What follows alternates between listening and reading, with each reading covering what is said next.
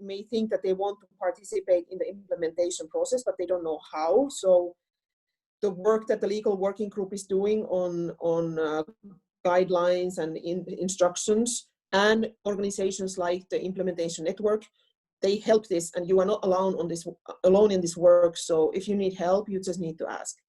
So I will give the floor or screen or microphone or whatever you call it to George Stafford, who is a director in Implementation Network. He's been there since 2018, and he's worked in the European Human Rights Court, at the Council of Europe, in Georgian Young Lawyers Association, and so on.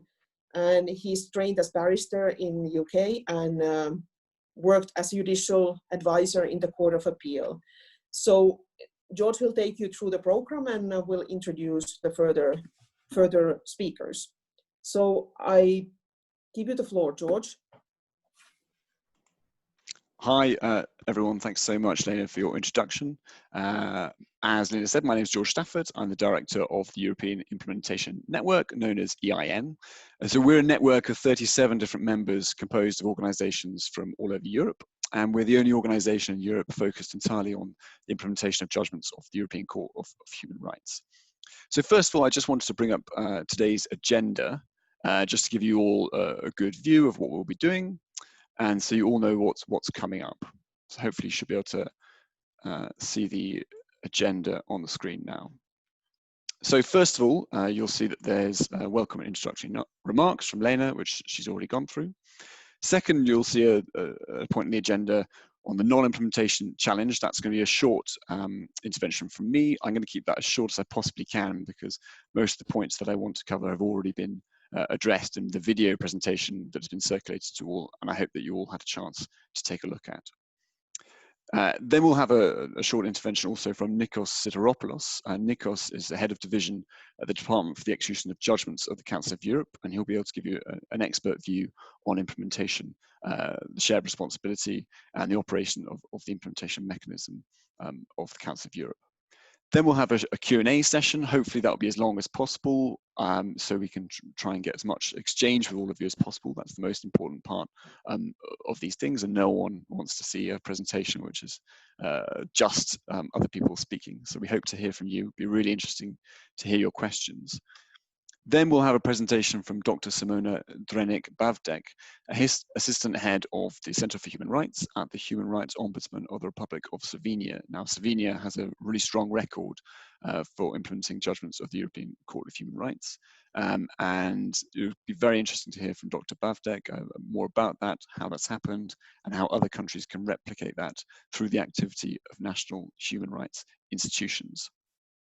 Before I start with my comments, my brief recap presentation, a really quick housekeeping point. If you're not speaking, then it would be great if you could keep your microphone and your video turned off. That will help us transmit as well as we can over the internet connections.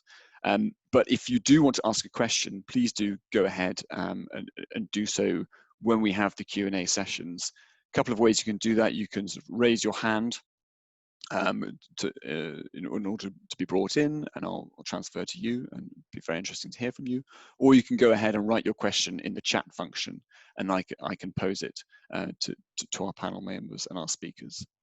So a very quick recap from me about the different aspects of the non-implementation challenge that we're facing in Europe. I really hope that you had a chance to take a look at the longer presentation video that we circulated on this subject before today's session, and the full information that I want to impart to you by way of introduction is in that presentation. So if you haven't had a chance to look at it, I really encourage you to take a look at it after today's session. But just by way of overview, from the perspective of the European Implementation Network, there's two significant challenges to the implementation of judgments of the European Court of Human Rights. One is the issue of inactivity on governments. So sometimes there's a risk that governments aren't active enough in engaging in pushing forward implementation. You'll see some statistics there. There's over 1,200 leading judgments pending in Europe today. 43% of the leading judgments from the last 10 years are still pending. Now, it doesn't mean to say that all of those judgments, there's nothing happening and no implementation is being pushed forward. But nevertheless, I think you'll agree that there's a significant issue there, and there needs to be more activity in this area. The other issue is the problem of ineffectiveness. Now, there's a risk if government activities for the implementation of judgments aren't monitored effectively by national human rights institutions or NGOs, then the activities, the reforms that governments carry out might not be as effective as they could be. And our research indicates that over 9 out of 10 leading cases don't have monitoring from NGOs or national human rights institutions. So there's a risk there that government reforms aren't effective if the people on the ground who know most about the human rights issues aren't monitoring them and making sure that the reforms really achieve things in practice. So what can NHRIs do to address implementation inactivity? There's two things. One is to promote structural mechanisms to improve ECHR implementation, and you'll hear a lot more about that from one of our speakers today, Dr. Bavdek. And second, there's also the prospect of highlighting the overall implementation record of their government. That's a very interesting thing that NHRIs could consider doing. It's just presenting the relevant statistics to their government and saying that things need to improve. And that's something we can address a little bit more in the second webinar. So what can NHRIs do to address implementation ineffectiveness? I mentioned there's sometimes a problem that perhaps if governments are left to their own in regards to implementation, it might mean that they're not carrying out the reforms that are truly necessary. Two things to be done here. NHRIs can engage in dialogue with governments about ongoing reforms at the national level, just through straightforward advocacy. And second, make submissions to the Council of Europe Implementation and Monitoring System. And that's a really important aspect of the monitoring process and ECHR implementation that we'll be speaking a lot more about in later webinars. And I'm sure Nikos will have a lot to say about that in a few moments. So finally, an aspect of what I wanted to say is why are NHRIs important to ECHR implementation? The three reasons: expertise, resources, and mandate. NHRIs have a lot of amazing knowledge and a lot of amazing personnel in the area of human rights. So they know the issues in the countries they're dealing with inside out. They also have significant resources. Obviously, all organizations, we never have enough resources to do what we want. But a lot of the work at the moment on the national level being done is by NGOs in terms of monitoring government activities. So NHRIs certainly have a significant amount of resources in comparison to them. And finally, the mandate. We hope that NHRIs are really well placed to address this non-implementation challenge. And we're really, really excited to do this training because we think that NHRIs are perfectly placed, let's say, in the national ecosystem to put forward the different arguments and put forward the different points on individual cases when it comes to implementation of ECHR judgments. So without more from me, what I'd like to do now is hand over to Nikos Sideropoulos. Nikos has done a huge amount working with us and working with many NGOs and NHRIs to really open up the implementation monitoring process. And he's a really valuable person in that regard. No one knows more about the system than he does. So Nikos, I'll be handing over to you now.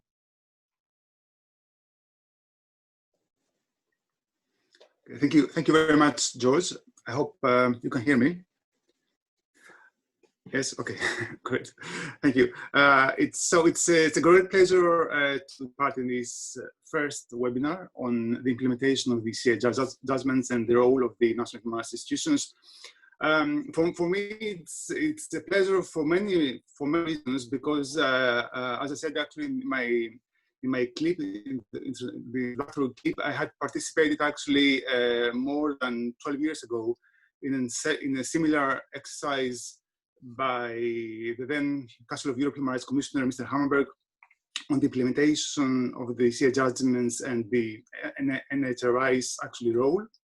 That was in January 2008. It was a pilot program actually, which was piloted by 4 European national human rights institutions. It was Austria, Belgium, France, and Northern Ireland. Those were the pilot actually NHRIs who were piloting this particular project. We had an event in Strasbourg, which was very, very successful, but unfortunately, we didn't manage actually to keep the steam going.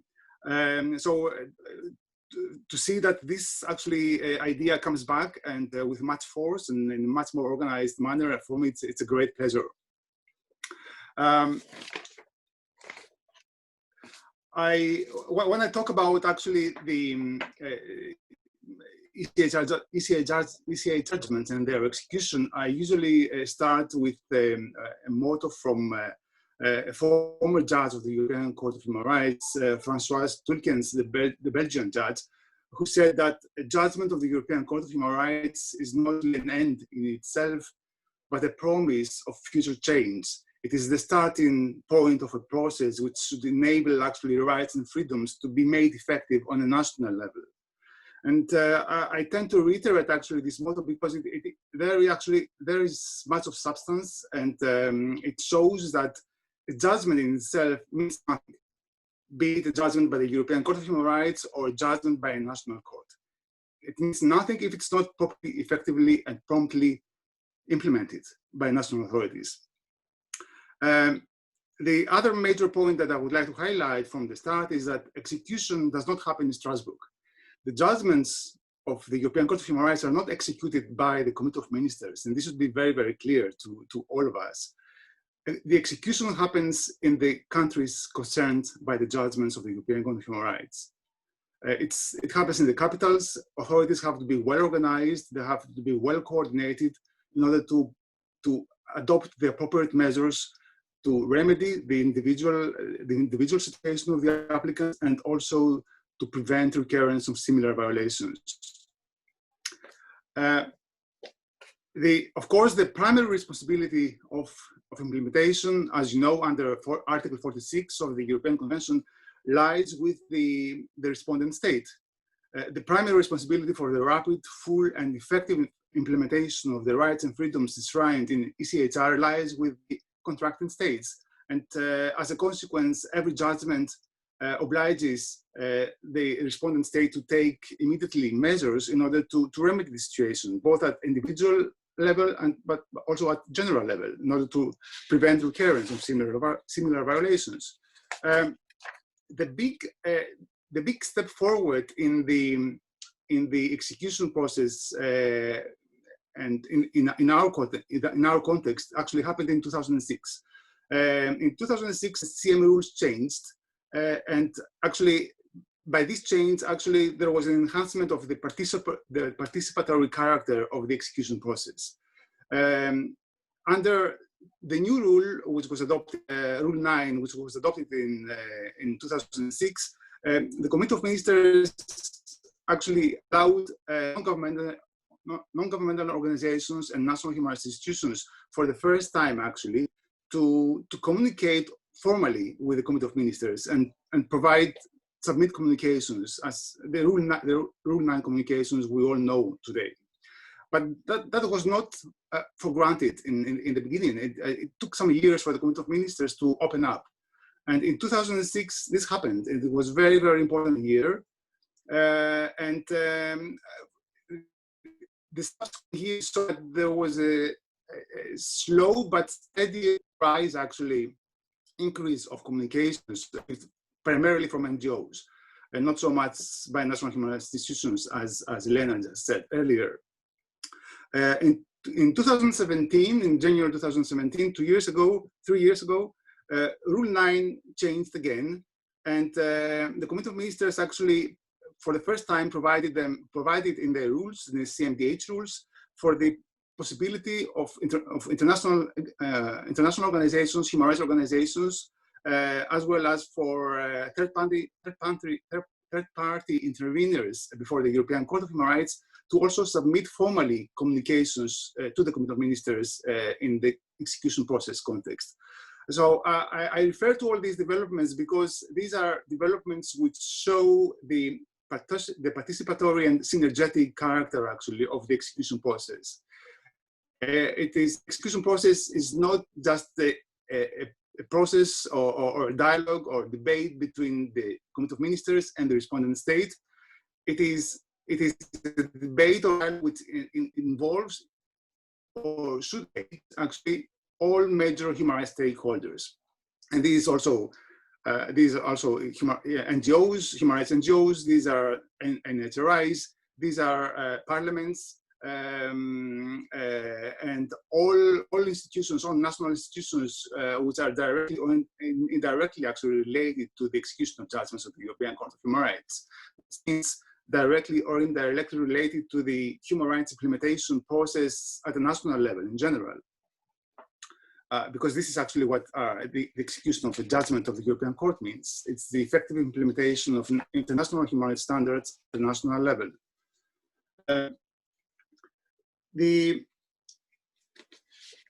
When can actually a national human rights institution start submitting communications? Communications, as I said, is one of the major actually theme or area in where national human rights institutions and the EIN has focused until now. It is a very important part, but it's not the only one, the only thing that can be done actually by you. I will come to this a bit later, but I would like just to refer to the timing of communications that can be submitted to the Committee of Ministers, because I think there is a misunderstanding that an NGO or a national human rights institution cannot intervene or should not intervene in the early stages of the execution process. That means immediately after or shortly after the delivery of a judgment of the European Court of Human Rights. And this is a mistake, actually. It's a mistake for various reasons. One of the major reasons is that if the execution process does not start correctly and the major shortcomings at national practice or law are not identified from the start, then many problems will arise sooner or later in the execution process, and this has been shown in practice. That's why one of the major messages that I would like to transmit to you is that try to be active in the execution process from the start, shortly after the delivery of the judgment by the European Court of Human Rights. So that you identify promptly and clearly the shortcomings which have to be remedied by the respondent state. And this includes the comments that can be made in this context by NHRIs or NGOs do not actually concern only the substance of the measures that have to be taken, but it may concern also the classification of the case. For example, if a case raises structural or complex issues, which should be actually under the so-called enhanced procedure of supervision by the Committee of Ministers, this would be also, or this can be clearly also identified and proposed by the NGO or national human rights institution to the Committee of Ministers. In this context, actually, I have a very good example of a communication we received actually last year, in March 2019, by the Dutch National Human Rights Institution, Human Rights Commission, I think it's called. That was about a case concerning detention conditions in one of the Caribbean islands, which belongs actually, is part of the Netherlands. The case is called Corallo against the Netherlands. The judgment of the European Court of Human Rights was delivered in October 2018.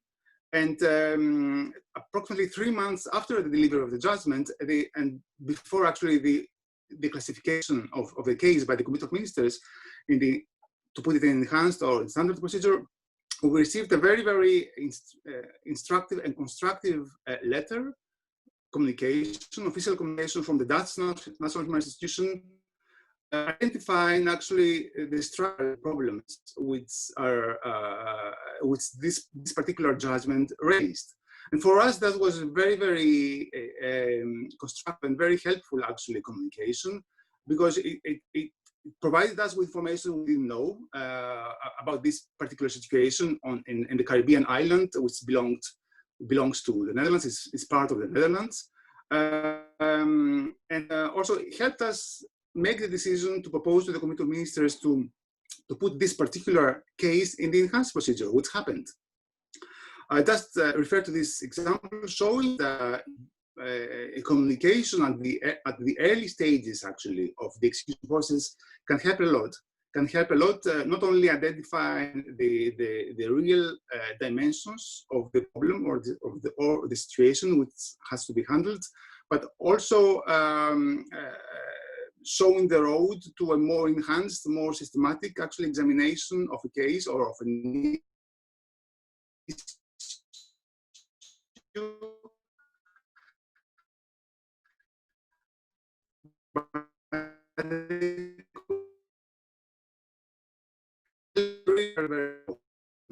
Institutions and NGOs at the same time.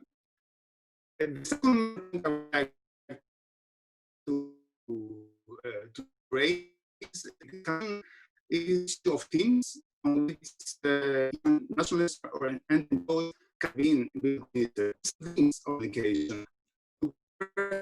Encourage very much actually active in following up and providing information, feedback, that means in one of the measures which have been will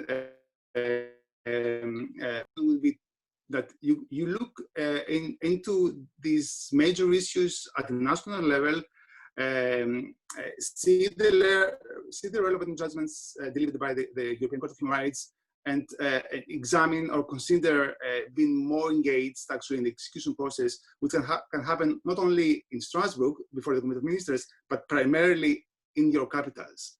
Try to engage with decision makers, try to consult with them, engage with us at the same time if you need more support or assistance. We're here to help you, as we're here to help the national institutions themselves actually to deal with the issues or questions which are raised by the European Court of Human Rights judgments.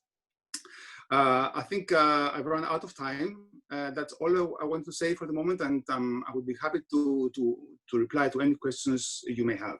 Thank you very much. Great, thank you so much, Nikos. That's hugely appreciated. It's now time for us to have some questions. We'd really like to hear from you and get your engagement. So please don't hesitate to sort of raise your hand or put a question in the chat. You can even just sort of start speaking if you like, if you turn off your microphone and turn on your video. It would be a real pleasure to hear from you.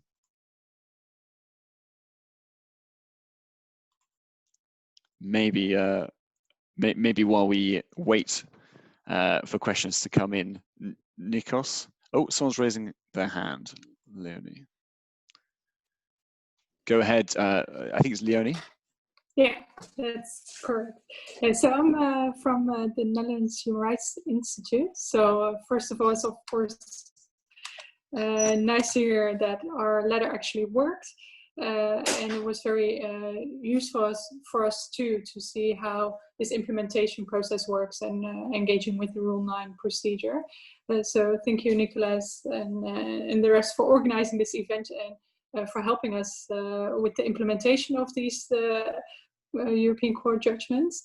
And I was wondering, because we are closely following up on the Corallo judgment, and so we engaged in this first part of getting the Committee of Ministers to look into the execution of this judgment through the enhanced procedure.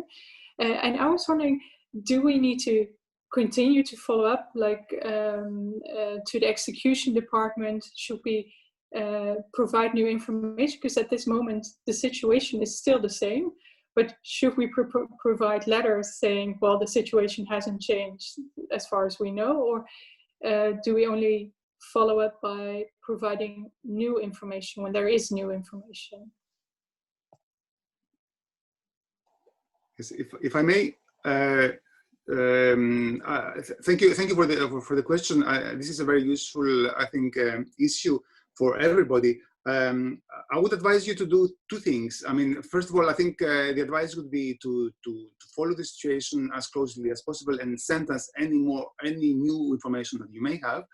But at the same time, since you are an advisory also institution for the government itself, my advice would be also to consult with the government and see what they intend to do, because we have not heard actually anything on this particular case from what I remember since April 2019. From, I think the government replied, if I remember well, but we do not have any information either. So if you can consult with your government, see what they're doing, and then come back to us as soon as you can. Yes, that will be really helpful for us.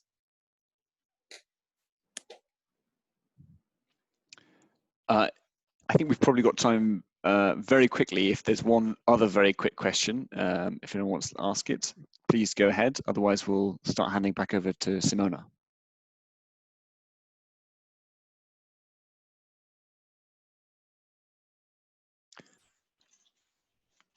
Okay, I think we have a question from Tamar Abazadze. My question is somehow technical. I wonder, what is the difference between enhanced and standard supervision from a practical perspective? We know that enhanced supervision goes to leading judgments, but still. Nikos, maybe I can hand back to you for that. Yes, that's a technicality actually, which did not exist before 2010. I used to work as a lawyer actually in the execution department in 2004 until 2007. And at that time, actually, there was no such distinction between standard and enhanced cases. All cases were examined depending on their stage of progress, actually. In 2010, there was a change of the rules of the Committee of Ministers, and they decided to establish this distinction between enhanced and standard cases, which means in practical terms, in enhanced, we have primarily all the cases which raise structural or complex problems. And this is something that is evaluated primarily by the execution department, and the proposal is made to the Committee of Ministers to decide upon. All the interstate cases also are always enhanced. And also all the pilot judgments are always enhanced. The rest of the cases are in standard cases. So one can say that theoretically the most important or the most difficult or the hardest cases are always going to the so-called enhanced procedure. But this should not actually lead one to the conclusion that they should not deal with the standard cases, because there are many standard cases. One of the side effects actually of the 2010 system is that many of the standard cases are forgotten actually, both by NGOs and national human institutions, but also by the Committee of Ministers. What we usually do in the execution department is that we send reminder letters whenever we don't receive actually an action plan in time or for a long time. We usually send reminder letters to the governments in order to provide us with new information. And this happens actually quite often in standard actually cases, because people think that these are not important judgments or important cases, but this is not true.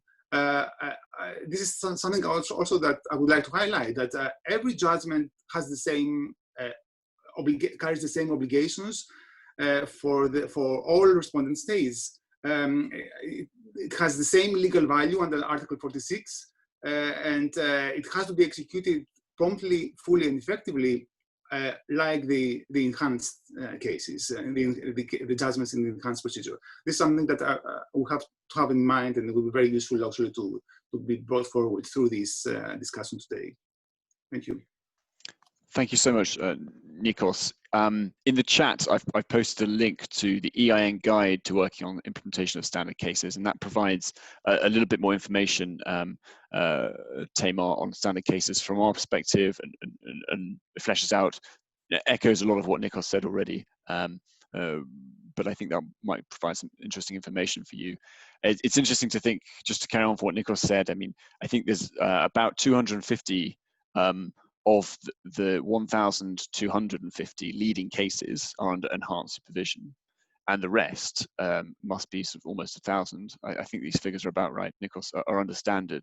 So there's a huge number of standard cases, and in fact, there's probably less government activity, a lot less government activity on standard cases in comparison to enhanced cases. So from our perspective, it's really valuable for NHRIs or NGOs to push forward implementation of those in any way that they can.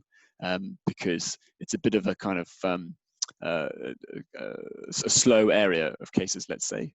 So it's really valuable to highlight those as you did. For now, though, I'd love to move on to our next presenter. Dr. Simona Drenik-Bavdek is Assistant Head of the Center for Human Rights at the Human Rights Ombudsman of the Republic of Slovenia. Now, I mentioned that one of the key ways that NHRIs can advance implementation of judgments is through promoting national mechanisms whose purpose it is to advance implementation. So the evidence shows that the existence of such mechanisms, when they operate well, is the most effective way to ensure ECHR judgment implementation is pushed forward. Now, this applies to Slovenia. So if you look at the statistics, I think there's only 7 leading judgments pending at the moment, and 80% of the leading judgments from the last 10 years have been implemented there. So the evidence speaks for itself. Mechanism there seems to be working well. That's why we're really interested in having Dr. Bavdek speak. So I hand the floor over to her. Dear George, thank you for the invitation. And I would like to say it is really a pleasure to me to speak at this webinar. As exactly almost 5 years ago, I was sitting in the office of the time Minister of Justice of the Republic of Slovenia, and we were discussing exactly the same issues we are discussing now, how to improve our record of the implementation of the Strasbourg court judgments.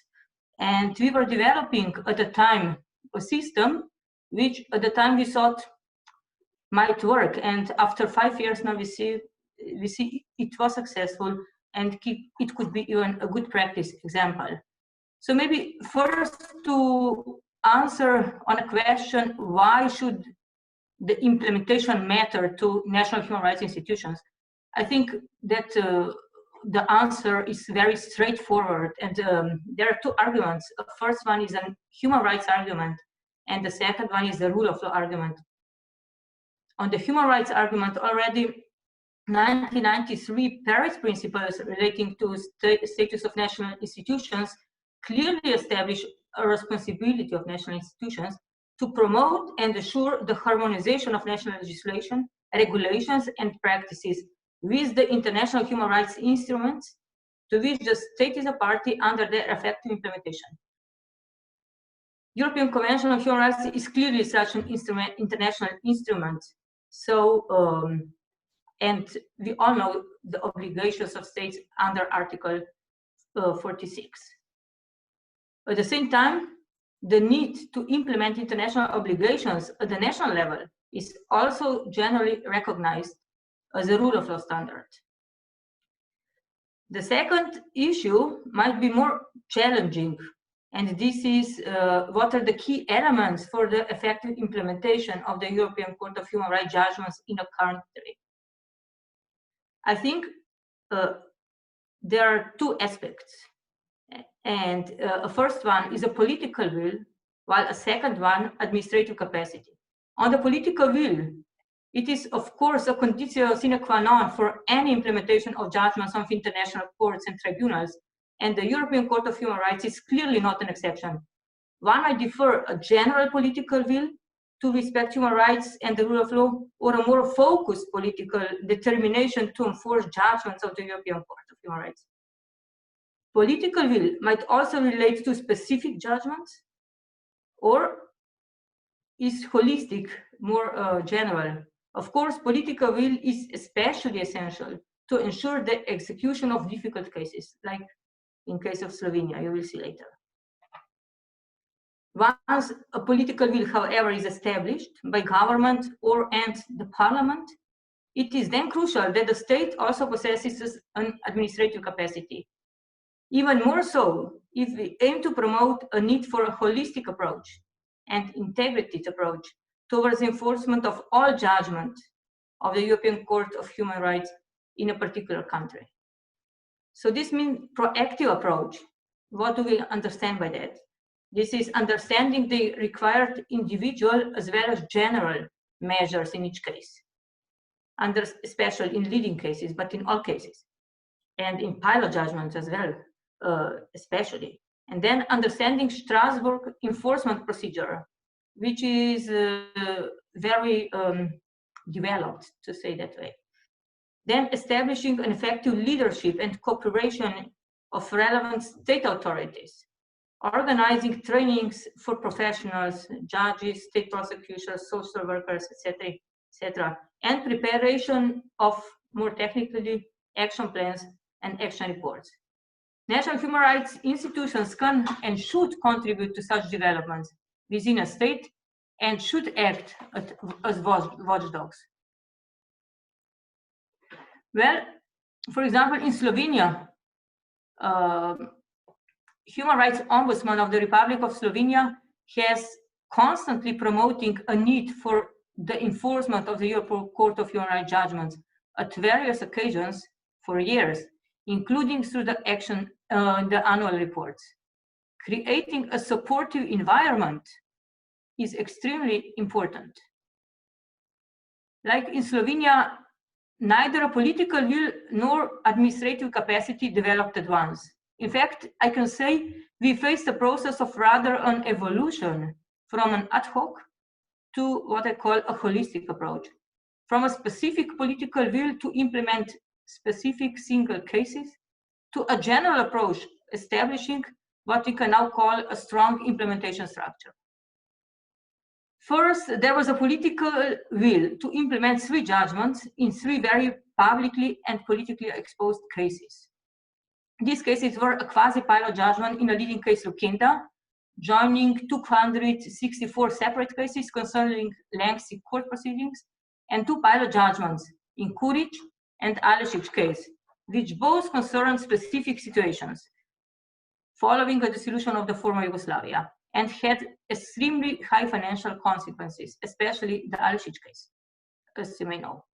In all 3 mentioned cases, the government proposed to the parliament to adopt specific laws on the implementation of the judgment, and in order to properly enforce the judgment, also ensured significant financial resources.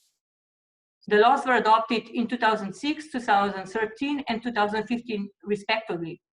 Although the state paid more 100 million euros of compensations for these cases or just satisfaction and cost of the proceedings, there was still a number of unimplemented judgments by Slovenia.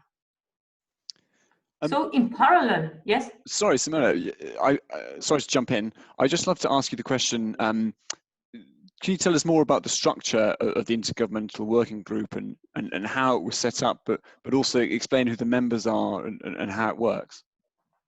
Yes, of course. Well, we established, maybe just to mention, we established a working group, Inter-Governmental Working Group. In 2015, there was a governmental decree which established actually 3 structures, or 2 structures, concerning the implementation of the European Court of Human Rights judgments. The first one was an Inter-Governmental Working Group for the coordination of the enforcement of the Strasbourg judgments under the leadership of the Ministry of Justice, and then a support unit which was established within the Ministry of Justice. And interestingly, the same decree also tasked the Ministry of Justice to amend the Human Rights Ombudsman law in order to ensure its compliance with the Paris principles. So in a way, the issue of having a strong national human rights institution was connected to a political will to implement judgments of the European Court of Human Rights, which is quite logical, I think, because in both cases, the same values of having a culture of respect of human rights prevails. So what are the members of the working group? It is chaired by the State Secretary of the Ministry of Justice. This means at the political level. And then the members are representatives of the Ministry of Justice and other relevant resources of State Attorney's Office, Human Rights Ombudsman, and of the Supreme Court. A group usually meets once or twice per year or as needed. And between the meetings, the coordination and expert work lies within a support project unit on the coordination of the enforcement, which operates within the Ministry of Justice. And this is, I think, very important that the unit has quite a lot of tasks and responsibilities, like legal initial legal analysis of each case regarding the needed individual and or general measures, a coordination of work and measures to be taken at different levels, including drafting or proposing legislative proposals, drafting action plan, action reports, and also a cooperation with the Council of Europe Department on the execution of judgments. I think this is also very important, to be actually engaged in the process and to really see what general measures need to be adopted. Within this structure, I think this is also important. Human Rights Ombudsman task is to monitor the implementation process and to give its opinions when necessary. We have 2 representatives in the working group. Both of them are deputy ombudsmen. In practice, a proper implementation of leading cases need constant monitoring. This is my view. For example, the government committed in an action report in a case Mandic and Jovic versus Slovenia to build a new prison in Ljubljana. And this commitment would need further attention, right, for example, by our institution. As you can see, the strategic approach allowed that not only the individual measures, but also general measures concerned could be successfully addressed. The results achieved so far are positive. Let me tell you that from 309 unimplemented judgments at the end of 2015, the number lowered to 49 at the end of 2016. Such a big change of the number was also due to closing a group case of Lukinda, which was joining 264 judgments. And then to 12 at the end of 2019. At present, according to my last information, Slovenia has 6 unimplemented final judgments out of a total of 345 final judgments. And I think 2 judgments are still not final, which also will be under the leading cases. It is maybe also worth to notice that since the establishment of a new administrative structure, despite the change of 3 governments in Slovenia, a positive attitude and trend towards a holistic and integrated approach to the execution of the Strasbourg judgments remained.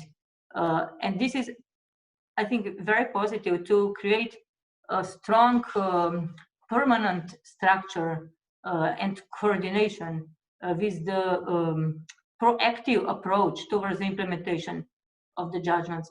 Because I think that if the judgments of the Strasbourg courts are not implemented, then the justice is only maybe halfway, because, well, even though, for example, the individual measures are implemented, but general measures, if they do not remain, they are not implemented, it would mean that basically same cases, same violations could happen over and over again.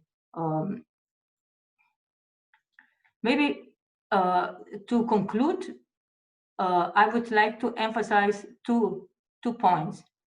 And my first point would be that we should be aware that there is no blueprint or a common recipe for all.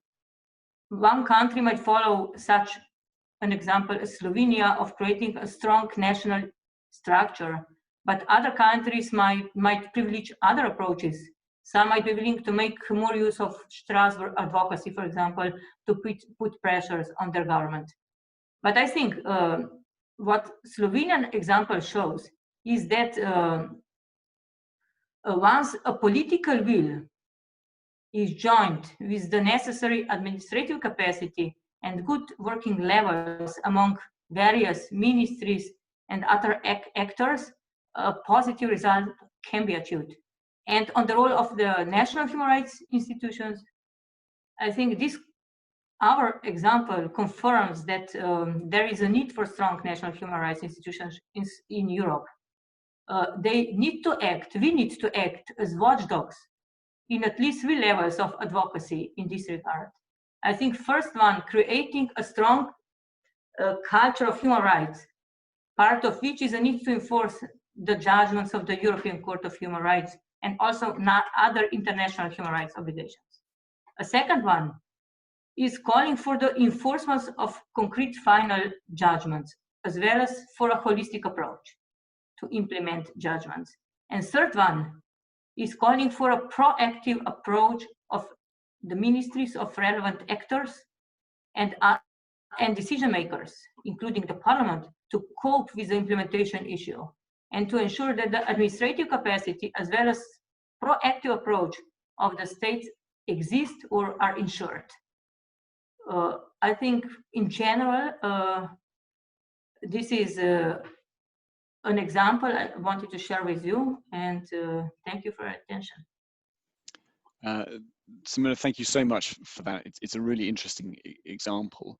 We're going to wrap up very soon, but there's a couple of questions that have gone on in the chat. There's two about the same issue. They both are on the subject of whether there's any sharing of publication about the Slovenian process of implementation. So the question is, the first question was whether it would be possible to obtain an English language version of the governmental decree setting up the Inter-Governmental Working Group.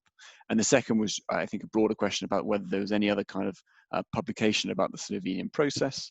And it would be great to know if any of that is available. Well, thank you for a question. Well, there is I would say, a very good website on the implementation process, but it is in Slovene language, and I'm not aware it is already, or it's intended to be translated into English. However, when I was thinking about this presentation, I was actually coming to the same issue. So that there is nothing on this written in English, and that it would be maybe good to prepare something and to share this experience for also a wider European public.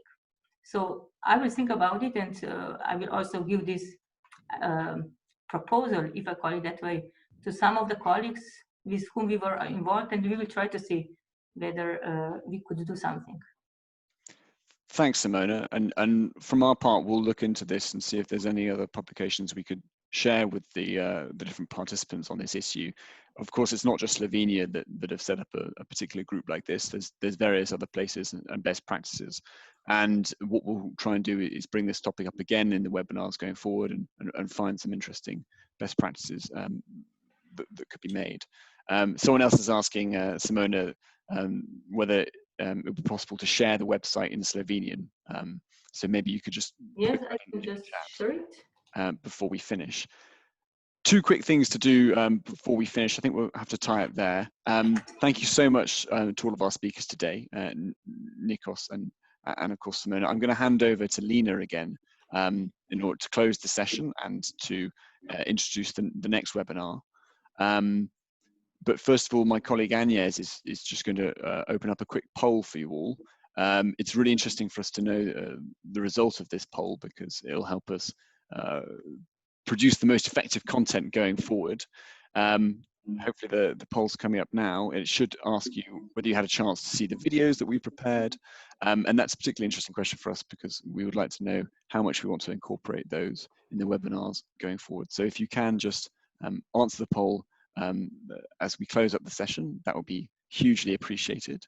But as I said, in order to close, I'll hand back to Lena.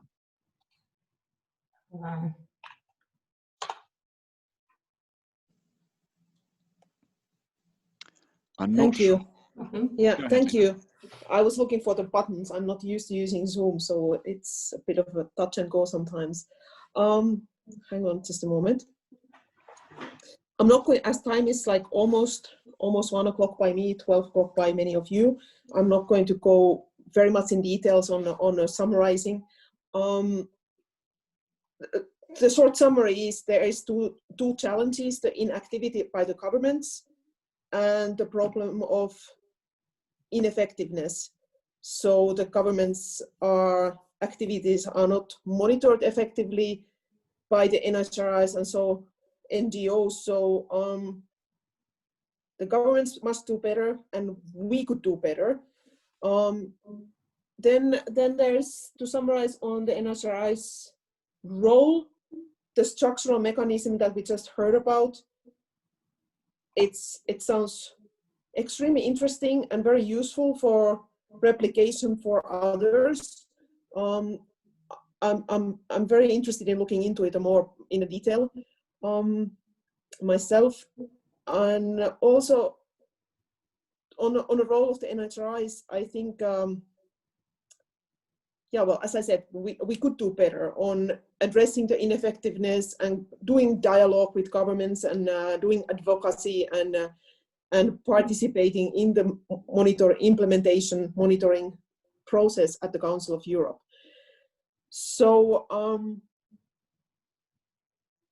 this thing is something that we will learn more next week when we talk about how we can take part in the implementation process, and we learn about the basics of the process, how it works, who are the actors, what they do, and how one can get into that process. And also there will be discussion on the how we could work domestically with government and other actors to improve the implementation of the judgments. So I don't really have anything else to say. I'm looking forward to next week, and I just want to thank all the speakers of the expertise. And I see on my screen that this is being recorded. I don't know if it's going to be available somewhere, but maybe George will enlighten me, because I know that some people had difficulties in joining because they are, like myself, we are not allowed to install the app, and the web browser participation was not possible for this meeting. So maybe there's some solution that we can find for that for next week. So also to note on the legal working group, we will continue collecting good practices and share that in the future with all the Nhri members to improve all our expertise. So thank you very much, and see you next week.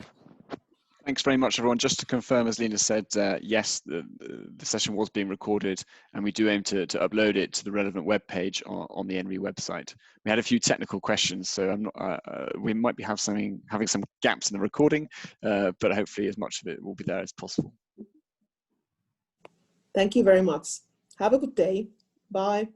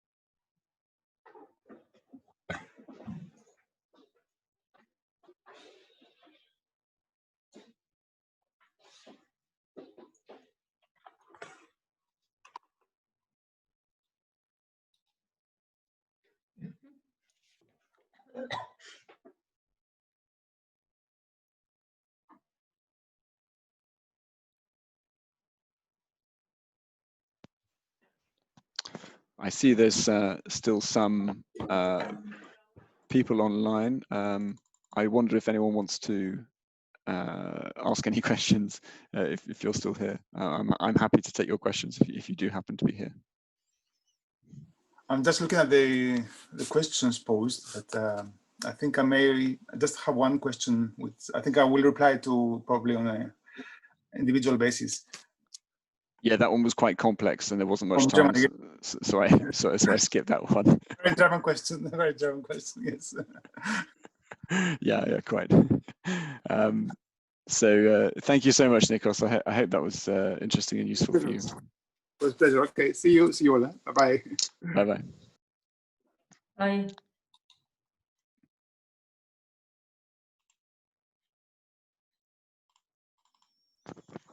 Could you drop me Simona's email, just so I can